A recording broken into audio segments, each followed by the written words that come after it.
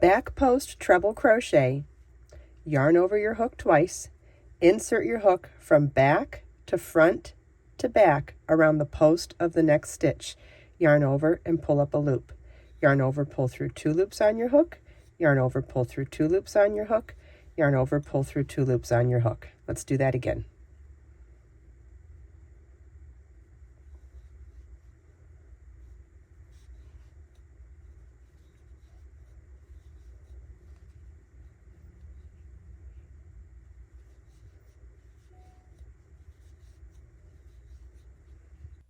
I hope you enjoyed this video. If you have any questions at all, please feel welcome to leave them for me in the comments. Let us make time to create, share, and inspire today and every day. I'll see you in the next video.